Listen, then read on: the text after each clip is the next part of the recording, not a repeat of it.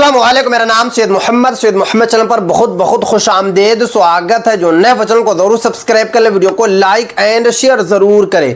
पूरे भारत में मकान सर्वे 1 अप्रैल 2026 से आपके पास ये दस्तावेज होना चाहिए। आपको पता है कि सर्वे को लेकर पूरे भारत में हड़कंप मचा हुआ है, क्योंकि केंद्र सरकार ने कहा है कि 1 अप्रैल 2026 से पूरे भारत में मकान सर्वे कराया जाएगा।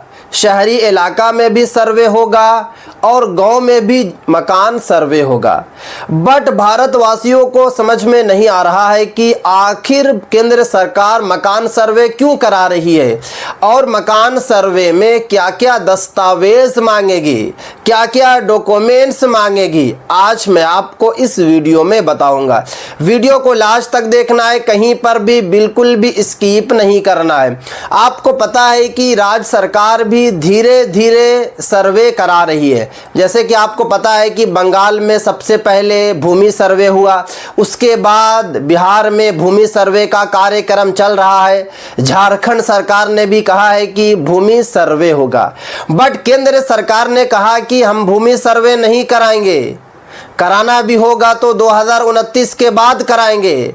बट अभी हम लोग मकान सर्वे कराएंगे ताकि पता चल जाए कि कौन लोग एलिजिबल हैं पक्के मकान में रहने के लिए, कौन लोग हकदार हैं पक्के मकान में रहने के लिए, और कौन लोग किसका मकान को अपने अंडर में किए हुए हैं। क्योंकि आपने भी काफ़ी खबरों देखा होगा, आपने भी काफ़ी न्यूज़ देखा होगा, ख़ास करके गांव में जो गरीब होते हैं, जो लाचार होते हैं, उनके घर को अमीर लोग अपने अंडर में कर लेते हैं। डराकर धमकाकर उनसे घर ले लेते हैं, उनसे मकान ले लेते हैं और अपने कागजात को तैयार कर लेते हैं। क्योंकि हर जगह सेटिंग चल रही है। थाने में पैसा दिया, मामला दब गया, केस ऊपर नहीं गया। इसीलिए तो केंद्र सरकार नया नया नियम बना रही है। कभी थाना को लेकर नियम बना रही है तो कभी पुलिस को लेकर नया नियम बना रही है। देखिए, सबसे पहले मैं आपको बता देता हूं कि 1 अप्रैल 2026 से जनगणना भी शुरू होने जा रहा है। यानी कि NPR नेशनल पॉपुलेशन रजिस्टर भी 1 अप्रैल 2026 से शुरू होने जा रहा है। बट अभी सिर्फ और सिर्फ जो है 5 राज्यों में जनगणना होगा। 1 मार्च 2027 से पूरे देश में जनगणना होगा। पूरे देश में नेशनल पॉपुलेशन ऑफ रजिस्टर कराया जाएगा। अब बात ये आती है कि मकान सर्वे किस प्रोसेस से होगा, मकान सर्वे किस प्रक्रिया से होगा। तो केंद्र सरकार का कहना है कि हमारे अधिकारी आपके घर पर आएंगे और आने के बाद सबसे पहले आपसे नाम पूछेंगे, मकान मालिक का नाम पूछेंगे, घर में कितने लोग रहते हैं ये सवाल पूछा जाएगा।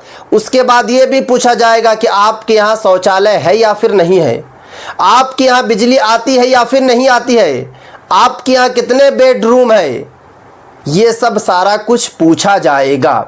उसके बाद ये भी देखा जाएगा कि मकान पक्के का है या फिर कच्चे का है।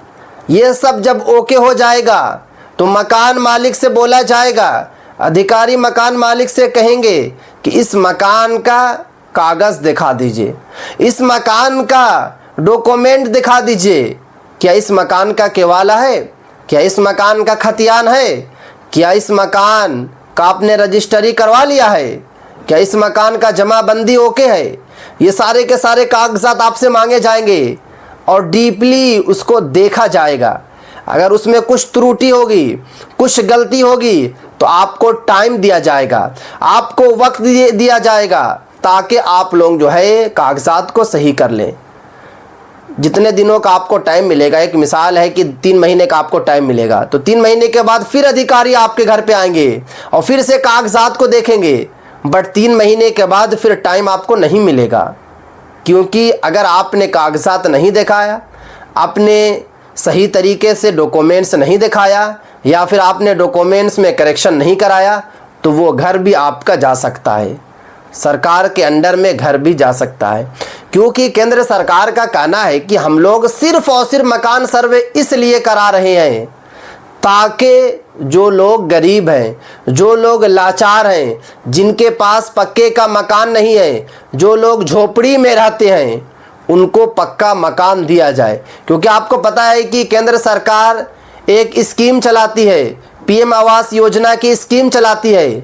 जिनके पास कच्चा मकान रहता है उनको पैसा दिया जाता है पक्का मकान बनाने के लिए। अभी भी केंद्र सरकार का यही कहना है कि हम लोग इसीलिए जो है मकान सर्वे करा रहे हैं ताकि गरीबों और लाचारों को उनका हक मिल सके, उनको पक्का मकान मिल सके, वह अपनी ज़िंदगी सही तरीके से गुजार सके।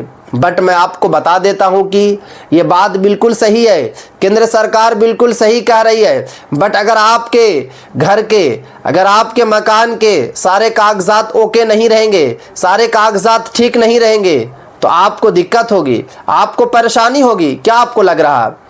बिहार में जब भूमि सर्वे हुआ तो नीतीश कुमार ने क्या बताया कि भूमि माफिया को हमें ख़त्म करना है।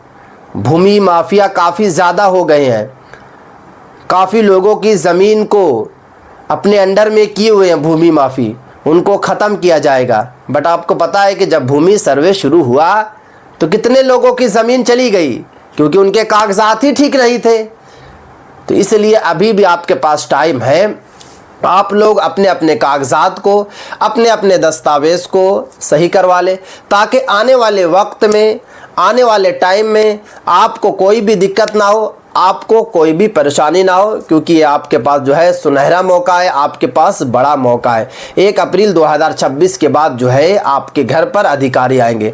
और केंद्र सरकार का ये भी कहना है कि फ्रॉड भी काफ़ी ज़्यादा चल रहा है, खास करके ग्रामीण क्षेत्र में, जहाँ पर दूर दूर तक थाना और पुलिस नहीं है।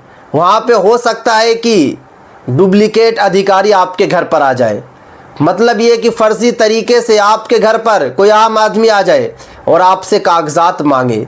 सबसे पहले उनसे आपको आईडी कार्ड मांगना है, आईडी कार्ड आपको देखना है, तभी आपको जितनी भी जानकारी है साझा करना है, जितनी भी जानकारी बताना है, वरना आपको दिक्कत होगी, आपको परेशानी होगी। ये केंद्र सरकार का साफ साफ कहना है। तो 1 अप्रैल से, क्योंकि आज 8 मार्च हो चुका है और 1 अप्रैल से जो है मकान सर्वे शुरू कराया जाएगा। धीरे धीरे शुरू होगा, पूरे देश में एक मर्तबा में लागू नहीं होगा, धीरे धीरे करके। यानी कि पहले कुछ राज्यों में होगा, उसके बाद कुछ राज्यों में होगा, कुछ जिला में होगा, कुछ गाँव में होगा। इस तरीके से जो है मकान सर्वे कराया जाएगा। बट सरकार का यही टारगेट है कि भारत में जितने भी मकान हैं, भारत में जितने भी घर हैं, सभी का सर्वे कराया जाए। और आपको पता है कि जनगणना भी शुरू हो रहा है। हर 10 साल पर जो है एनपीआर कराया जाता है, नेशनल पॉपुलेशन ऑफ रजिस्टर कराया जाता है, ताकि सरकार को पता चल जाए कि भारत की जनसंख्या कितनी है, भारत की जनसंख्या जो है 10 साल में कितनी बढ़ी है। और इस बार आपको पता है कि जनगणना में ये भी ऐड किया गया है, कास्ट भी ऐड कर दिया गया है। यानी कि सरकार ये भी पता करना चाहती है कि ओबीसी के कितने लोग हैं, जनरल वाले कितने हैं, एससी एसटी वाले कितने हैं, ये भी जो है सरकार जो है पता करना चाहती है। तो जनगणना में आपको ये भी कॉलम मिलेगा, क्योंकि हर 10 साल पर जनगणना होता है। 2010 और 11 में हुआ था, उस वक्त ये सवाल आपसे नहीं पूछा गया था। जनसंख्या के बारे में सिर्फ और सिर्फ पूछा गया था, बट कास्ट के बारे में नहीं पूछा गया था। इस बार जो है कास्ट के बारे में भी जो है पूछा जाएगा। तो इसलिए आप लोगों को ज़्यादा घबराना, ज़्यादा परेशान नहीं होना है। तो ये थी आज काफ़ी इंपॉर्टेंट वीडियो। अस्सलाम वालेकुम।